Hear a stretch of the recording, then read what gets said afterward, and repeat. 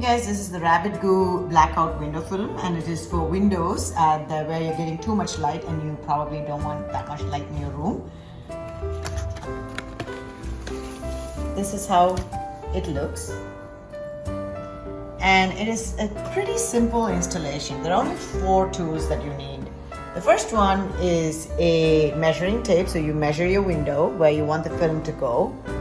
Then you cut the window film to fit that window. You use a spray bottle like this and then spray some water on the window, and then you stick the film to the window. The water will help it stick. And this little handy tool over here is so that you can smooth out the water bubbles so you get like an even finish. And that's it.